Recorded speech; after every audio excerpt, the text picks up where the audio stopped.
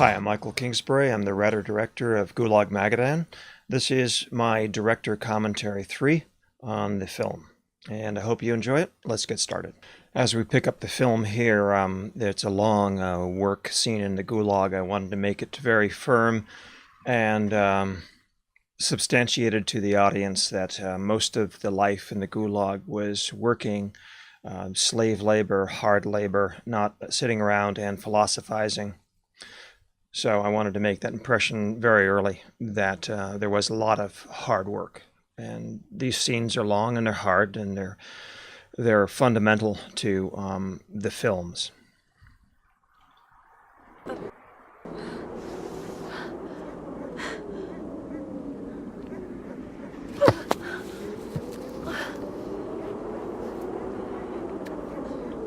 We're coming up to a very important voiceover in the Gulag Magadan film that is based upon Solzhenitsyn's last essay, his 1974 essay of Live Not by Lies, which is about passive resistance. And within 24 hours of Solzhenitsyn writing that essay and distributing it, he was forcibly expelled from the USSR. That was how effective his essay, Live Not by Lies, is. So I wanted to use that essay as a voiceover in this film. And we're going to begin the first voiceover. So listen carefully. The actor that plays the role of the character, Larissa, is the one reading this voiceover.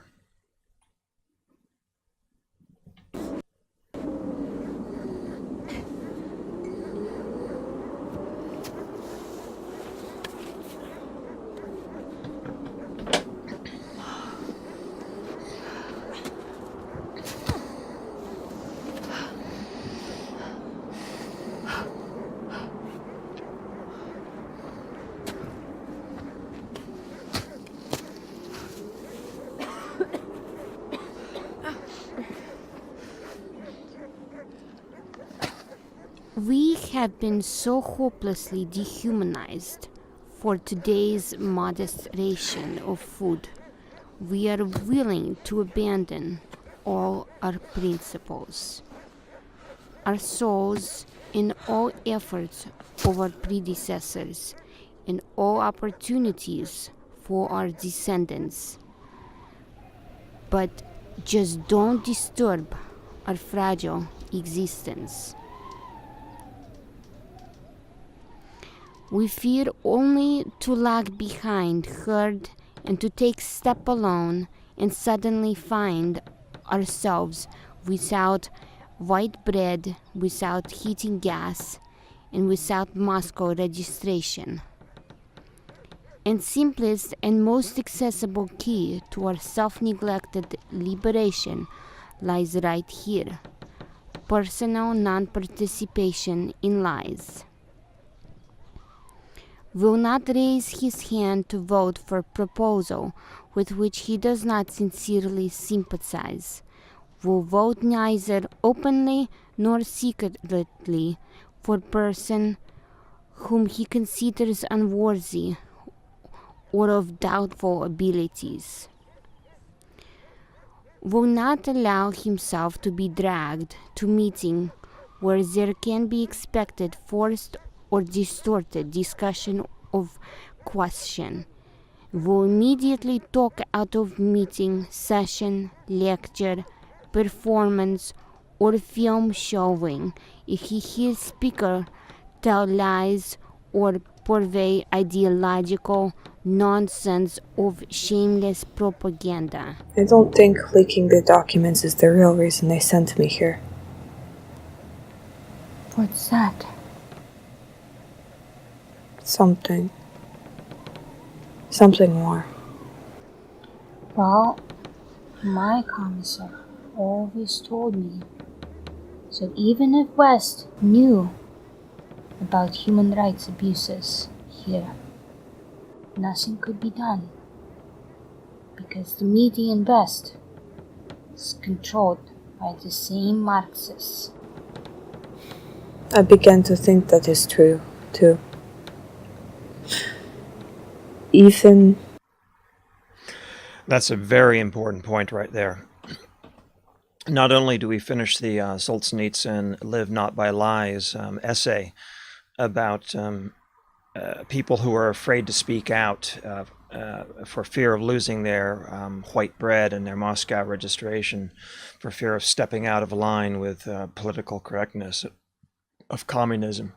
We finish that great essay, and then we go into this scene right here in which they ponder and talk about the futility of trying to get word out to the West, because even in the West, the same Marxists control the media.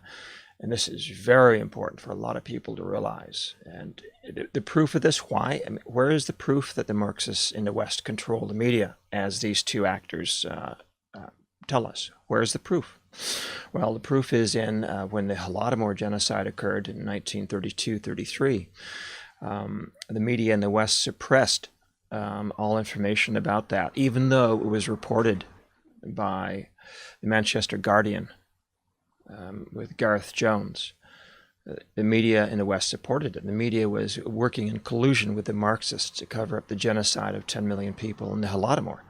And it covered up the genocide all the way leading up to World War II, during World War II, and after World War II in the Soviet Union. They covered it all up. The media in the West is under, in large part, not always. I mean, there were a few. There was like William Randolph Hearst, and there were a few independents who were basically character assassinated and destroyed. And let's move on to this next scene here.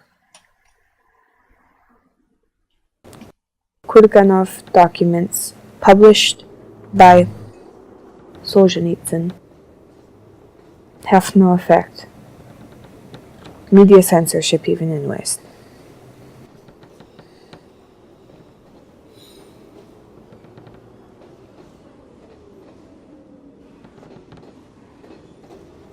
It has been a long day. I am very tired.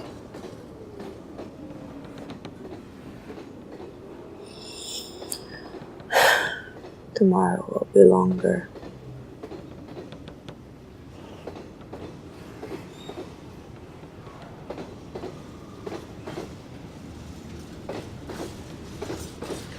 As a side note here, this scene was shot in about 103-degree temperatures, extremely hot. It was in a very small, tiny box theater in Silver Lake, which is a district of Los Angeles, east of Hollywood. And they rent out theater spaces. People who love theater, they make and they support these very tiny theaters in Los Angeles. I mean, they're the true artists of Los Angeles. And you can rent their theaters. Sometimes they have okay sound, and sometimes the sound needs, you have to bring your own materials to try to improve it. But in many cases, they don't have a lot of luxurious air conditioning. And this was shot in about 102 degrees. It was extremely hard to shoot in this temperature. One of the reasons is that the red camera that we were using was, I think it was a Red Scarlet, and the fans, the software and the fans on the Red Scarlet don't ramp down the fans during the take as much as it does on the Dragon. Although it was pretty good. Working with high heat and a red camera, a Red Scarlet is always more of a challenge than it would be if you didn't. So you have to mic closer. Everyone has to, the boom operator had to mic a lot closer. This and that, but they're in these hot clothes. They are in these very hot clothes. Between takes or between scenes, they'd be taking off these woolly jackets. And I would try to, I put charcoal on the faces just to keep the sweat off of it. I mean, that's how hot it was. And they're trying to pretend that they're in a cold gulag.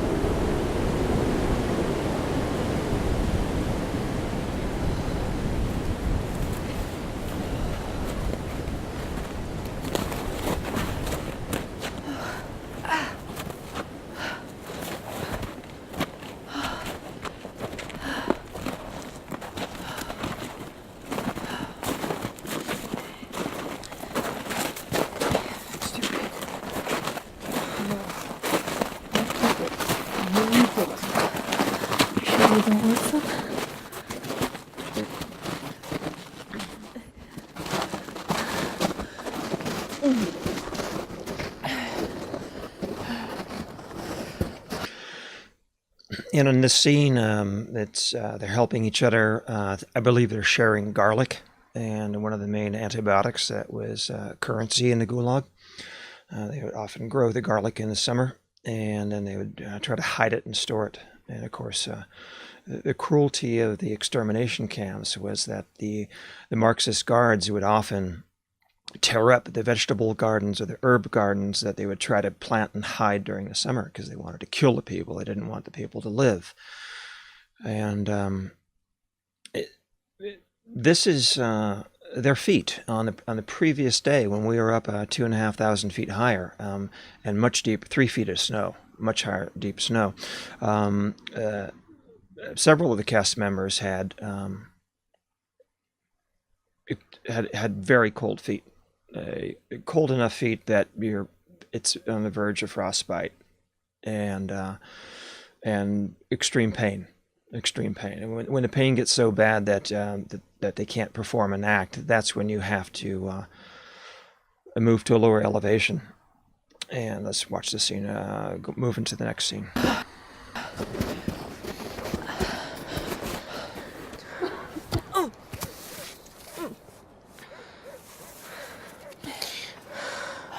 I have some garlic. It will prevent infection. And this is one of the key scenes when the lead character, Elizabeth, has abdominal pain from being raped, being gang raped multiple times, and eventually, the tearing and the ripping can cause severe internal injuries. And I wanted to portray this as the film.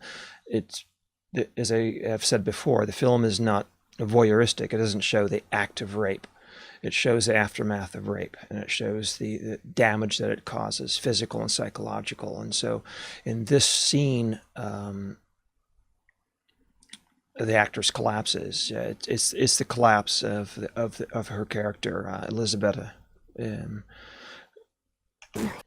Here. Okay.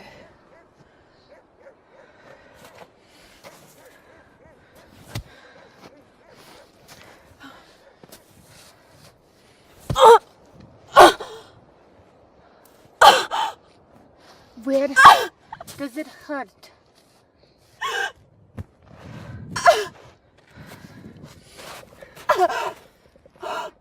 My abdomen. I think I'm bleeding.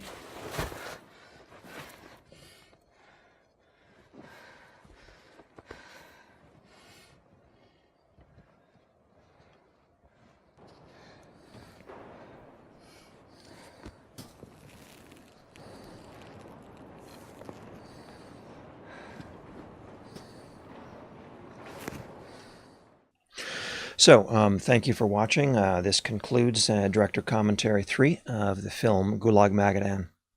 Once again, I am the writer-director, Michael Kingsbury, of this film, Gulag Magadan, as well as 2 other feature films on the Gulag. Gulag Barashevo of 2015 and Gulag Vorkuta of 2016. And if you like this video and you find it's interesting and thought-provoking, feel free to hit the like button on the video and subscribe. And much appreciated if you can pass these videos on